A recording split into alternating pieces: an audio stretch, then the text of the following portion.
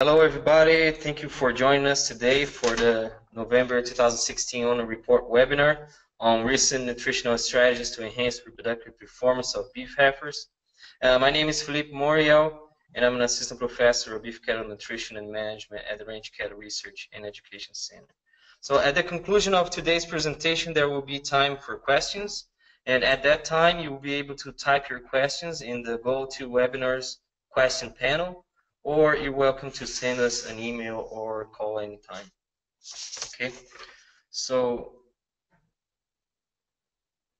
this morning what we're going to do is I'm going to show you the three most recent studies that we did here at ONA in terms of nutritional management strategies to enhance reproductive performance of beef heifers. And why would you choose that topic? Regardless if you buy or if you raise your heifers, we have to make sure that we develop them properly so that those heifers are able to achieve puberty and obviously will be able to get pregnant. We not only want to do that, but we also want to make them reach puberty as soon as we can. And that's because heifers that reach puberty sooner, they will breed sooner, and that means that they will also calve sooner. So the earlier the heifer calves, the older and heavier her calf will be at the time of weaning, and she will have more time to recover their body weight and body conditioning score before the next breeding season. So, and that not only happens during the first calf crop, but also happens for the next calf crops too. So this study was not done in Florida, but it illustrates something that I just told you. So in this study here, they divided a group of replacement heifers that calved during the first 21 days of their first calving season. That's in the blue bars. Then heifers that calved during the second 21-day period, and then heifers that calved on the third 21-day period of their first calving season. So what you can see after that, they managed those heifers exactly the same for several years. So for the next 6 years, the heifers that calved during the first 21 days of the breeding season, they had greater pregnancy rates than the heifers that calved later, right? And again, that's because those heifers, they have more time to recover before the next breeding season, therefore you increase their pregnancy rates. Not only that, but they also weaned heavier calves for the next 6 generations. And then again, that's because they're calving earlier, so the calves have more time to, they will be older and heavier at the time of weaning. Now, not only that, but they also increase the longevity of those heifers. Heifers that calved earlier, the first 21-day period, they remain longer in the herd. And that allows you to divide and dilute some of the development costs for those heifers for more years, so it's less cost per year, and you increase your profitability. So we really have to make sure that we achieve puberty as early as possible. So this morning I'm going to show you 3 studies that we can do to enhance and enhance the puberty achievement of those heifers. So the first study is where we evaluated the frequency of energy supplementation for beef heifers. In Florida, the forage quality is not high enough to sustain high levels of gain for replacement heifers for the entire year. Okay, even if we supplement with protein, that you increase the digestibility of forages, and indirectly you're increasing energy intake, that's still not enough for those heifers. Those heifers, they need about 55% TDN and 8.5% crude protein in order to achieve an average daily gain of greater than 1 pound per day. So in this case here in Florida, we have to supplement those heifers. And most of the time it will be from July until the beginning of the breeding season. For example, this is what we do here at ONA. So we're talking about 120 to 180 days of supplementation. So one way that we can do to decrease the cost of feeding is to decrease the frequency of supplementation. This is not new, it has been done for years. The idea is, instead of, for example, providing 3 pounds per day for over a week, that's 21 pounds of supplement, you divide the same weekly amount, the 21 pounds, by the number of days that you want to feed those heifers. For example, if you decided to supplement on Monday, Wednesdays, and Friday, that's 21 pounds divided by 3 days. So 7 pounds per heifer on Mondays, Wednesdays, and Fridays. So you're increasing the amount of supplement on a single day, but now you're cutting your labor costs by half. And a lot of producers already do that. If the animal only needed protein supplementation, that would be no problem. Decreasing the frequency of supplementation does not affect cattle performance, and we can feed as infrequent as 1 or twice weekly, and no problem with cattle performance. But that seemed not to be the case for energy supplementation, and that's what those heifers need. So this is what happens. Let's say, for example, you supplement your heifers every day. So the amount of supplement that you're providing is constant. So the forage consumption for that heifer over that week is going to be pretty much uniform. So the consumption of nutrients and the release of hormones and metabolites associated with puberty, they are going to be pretty much consistent over that week. But when you reduce the frequency of supplementation, now you have more feed to provide on a single day. So what happens is you're decreasing the forage intake on the days that you provide the supplement. On the next day, when you're not providing the supplementation, forage intake is going to go up. So overall, the average consumption of forage and nutrients are going to be pretty much the same, regardless if you feed every day or 3 times a week. But when you feed 3 times a week, you cause fluctuations on nutrient intake and the release of hormones and metabolites that are associated with puberty. And that seems to hurt some of the puberty achievement of those heifers. So what we did in this study, we had 48 Brangus heifers that we stratified by body weight and age, and then we randomly assigned them to 2 treatments.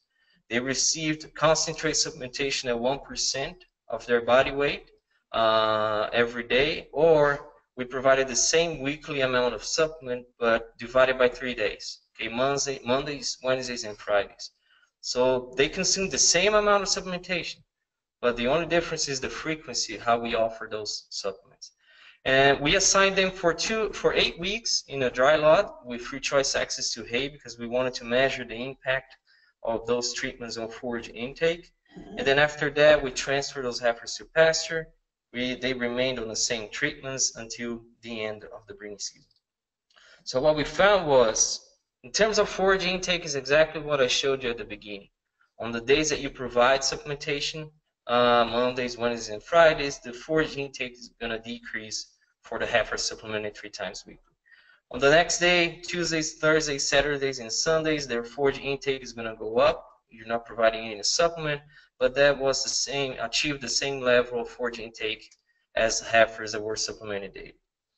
Overall, they consume the same amount of forage and the same amount of energy, and that explains why we had the same average daily gain for those heifers. So decreasing the frequency of supplementation does not change growth performance of those heifers. But when we look at puberty achievement throughout the study, more heifers achieved puberty by the end of the study, by the end of the breeding season, if they were supplemented daily instead of 3 times weekly. In that study, we did not see any differences on pregnancy rates, but the pregnancy rates were really low, in average 16%. Extremely low, and that's a reflection of the low number of heifers reaching puberty by the end of the study. The problem with this study that we had was the heifers, they started the study lighter than expected, and the average daily gain that we observed during the study was also lighter than we predicted. And therefore, not a lot of heifers had a chance to cycle, and that's why we had a poor reproductive performance. But regardless of that, the increase in the frequency of supplementation improved the puberty achievement of those heifers.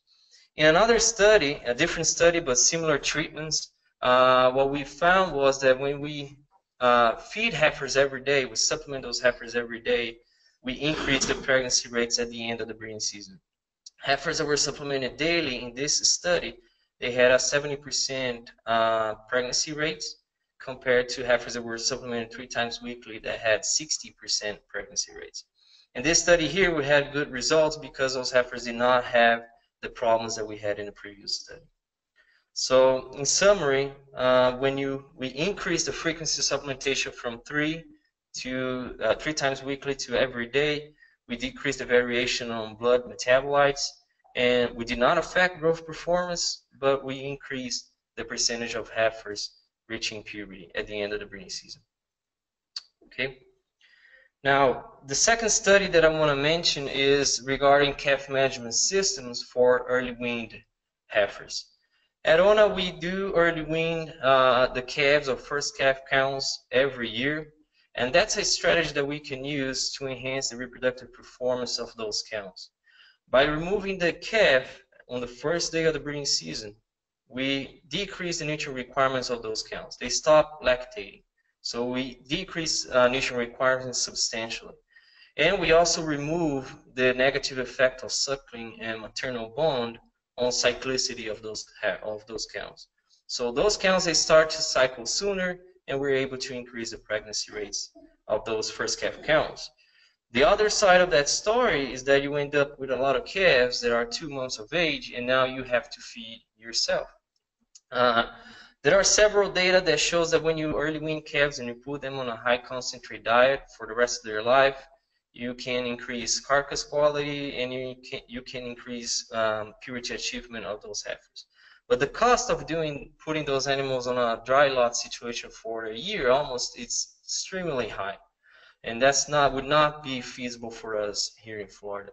So the other thing is that we wanted to test this concept here that's relatively new, and that's called metabolic imprinting or metabolic programming. And the idea of this concept is that the nutrition during early stages of an animal's life can change the physiology forever of that animal. And that may change the future performance of those animals. So what we wanted to test was, what if we change the nutrition of those early weaned calves right after early weaning, when they're really young, when they're small, they don't eat much, they're very efficient, and could we cause imprinting effects and change the physiology of those animals and maybe enhance the puberty achievement of those heifers? But then just put them on a high concentrate diet for a short amount of time, just 90 days, when the forage quality is pretty low here in the wintertime. Whenever the spring started, we can transfer them to pastures and decrease our cost of feed. So that's what we did. For 2 years, we used about 40 calves every year.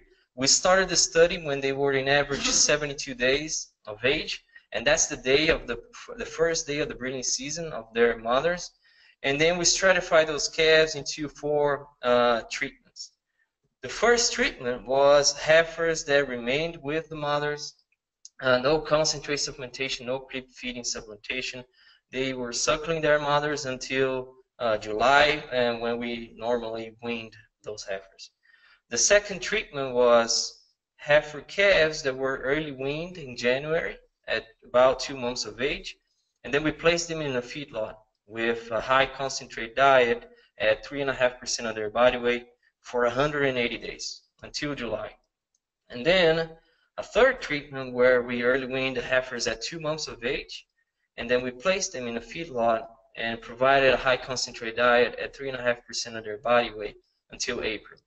And then starting in April, we transferred those heifers to Bahia grass pastures and supplemented with concentrate at 1% until July. And then our last treatment, which was early weaned heifers in January, placed them on ryegrass pastures, high nutritional composition, provided concentrate supplementation at 1% for 60 to 90 days, and then we transferred them to Bahia grass pastures and offered concentrate supplementation again at 1% until July. After July, when we had our heifer development phase, from July until the end of the breeding season, those heifers, they were managed exactly the same. They grazed on Bahia grass pastures, and they were provided concentrate supplementation at 1.5% of their body weight. So the only difference on those treatments is how we managed those heifers when they were young, between 2 to 8 months of age. So what we found was, obviously, during the first 90 days of the study, from January to April, the heifer calves that were on high concentrate diet, they gained more weight, so they were heavier in April than heifers that were early weaned and placed on ryegrass, and heifers that were still suckling their mothers. Now, after April, from April to July in year 1, the heifers that remain in a feedlot, obviously, they gain more, so in July they were the heaviest group. The heifers that were early weaned and placed on ryegrass from January to April, they were the lightest group, okay, in July. And that happened because in year 1 we did not have enough ryegrass mass, herbage mass, for those heifers, and that really limited their growth performance. So when we had to transfer them to Bahia grass pastures, we had to do during a time that the forage composition of Bahia grass was pretty low, and that stunted some of the performance of those heifers for the rest of the study. But the most important part of this slide here is look at the heifers, the blue and the green lines in July. Those are the heifers that were suckling their mothers and were weaned in July, and heifers that were early weaned and placed on a high concentrate diet from January to March, and in April were transferred to Bahia grass pastures. They achieved exactly the same body weight at 8 months of age. After that, when we managed them similarly, they had the same average daily gain. Okay, so until the end of the study, the differences on the ranking of treatments did not differ. In year 2, the only difference that happened was that we had more ryegrass than we expected. So we were able to keep those heifers on ryegrass pastures longer. So by the time we transferred them to Bahia grass pastures, the quality was quite high, and that did not limit their performance.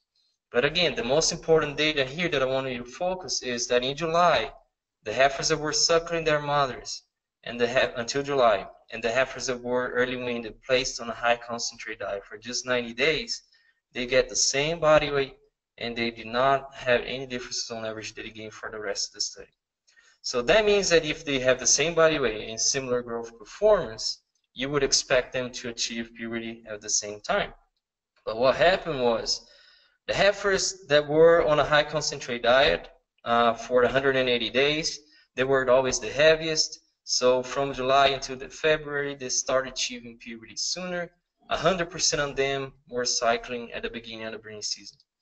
Now, the heifers that were kept with the mothers until July, and the heifers that were early weaned and grazed on ryegrass, they had the same puberty achievement during the study. About 55% of those heifers were cycling at the beginning of the breeding season, and we still had about 20% of the normally weaned heifers that never reached puberty before we ended the breeding season. Now, look at the heifers that were early weaned and placed on a high concentrate diet for just 90 days, right after early weaning. 80% of them were cycling at the beginning of the breeding season. 100% reached puberty by the end of the study. So on that treatment, 100% of those heifers had a chance to get pregnant. And this is an education of metabolic imprinting. We changed the physiology of those animals. We changed their future performance by changing the nutrition right after early weaning. So remember, they had the same body weight and same average daily gain compared to heifers that were normally weaned. Right? But we were able to substantially increase puberty achievement of those heifers. However, in this study here, we did not see any differences on pregnancy rates. But I have to point out that this study was not designed to look at pregnancy rates. We have a very small number of heifers per treatment per year. And if you want to look at pregnancy rates, you're going to need much more than that. We probably would need 2 more years of data in this study to be able to have enough heifers and to detect differences on pregnancy rates. But we do, the whole focus was looking at growth performance and puberty achievement only. All right? So in summary, early wean and putting on ryegrass pastures can be a great alternative to normally weaned heifers, but we have to make sure that we have enough ryegrass herbage mass so that the performance of those heifers are not decreased before right after early weaning. And the early weaning and placing those heifers on a high concentrate diet for just 90 days was, we were able to significantly change the physiology of those animals, increase puberty achievement, despite having the same growth performance compared to heifers that were normally weaned. Okay, so the last study that I want to show you is a very simple one, but it addresses an important question that Florida producers have. And the question is, should I mix the cottonseed meal with sugarcane molasses in a slurry form, or should I offer them separately in separate bunks?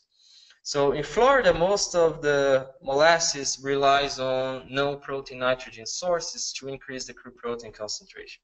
But we have data here at Ona that when we add some kind of natural protein to the molasses urea mixture, we can improve the growth performance and reproductive performance of younger cattle. Okay, first calf heifers and also replacement heifers, compared to feeding only molasses and urea supplement. But the problem is that a lot of producers will have to, the mixing is the issue for that. A lot of producers are not willing to mix it because it requires expensive equipment, or you have to do it manually. So labor and convenience is a concern for a lot of those producers. So what we wanted to do was, we wanted to look at feeding the cottonseed meal mixed with molasses during a heifer development phase, or feeding the cottonseed meal separately in a concrete bunk and the molasses in a tank. They were offered at the same time, but in separate feed bunks. So this is a very simple study. We got 40 heifers, divided them in 12 Bahia grass pastures, and then we offer 18 pounds of molasses and 4.5 pounds of cottonseed meal for 70 days before the breeding season. And that's for each heifer twice weekly, on Mondays and Thursdays. So they had exactly the same amount of supplementation. The only difference is if we mixed or not the molasses with the cottonseed meal. So what we found was, in terms of body weight and average daily gain, we had no differences. The heifers achieved exactly the same gain if we offered the molasses separately or mixed with the molasses. So in terms of growth performance, separating those supplements does not have any negative impact. But when you look at overall percentage of heifers reaching puberty, at the start of the breeding season, we had about 11% more heifers that were cycling if we supplemented the molasses together with the cottonseed meal. And that is very consistent with the first study that I showed you, that heifers that are supplemented 3 times weekly, the percentage of heifers achieving puberty is lower than heifers supplemented daily. And that's because the fluctuations that we cause in the release of hormones and metabolites. In this study here, what happened was that the heifers, they ate all of the cottonseed meal really fast and then went to the molasses. So they were eating pretty much the protein source once and really fast, and then went to the energy source for them. Whereas the heifers that were consuming the molasses and cottonseed mixed in a slurry form, their consumption was very slow and more uniform. So we believe that that more uniform consumption helped with the puberty achievement of those heifers. But regardless of that, overall pregnancy rates did not differ in that study, and we did not see any differences on calving distribution. So in that study, even though we had more heifers cycling at the beginning of the breeding season, that did not have any major impact on their pregnancy rates and how the calving was distributed. Okay, so in summary, feeding cottonseed meal and molasses together, separately actually, it does not affect growth performance, does not have any major negative effect on reproductive performance, but could be used as a strategy to decrease feeding costs of those heifers. Okay, so thank you for attending this today's webinars. If you have any questions, we can answer them now, or you're welcome to reach us later using the contact information displayed. Okay, be sure to watch the upcoming Ona Report webinar with Dr. Raul Balton on technology and Florida cow-calf loss, and that Ona Report will be held in December 15 at noon.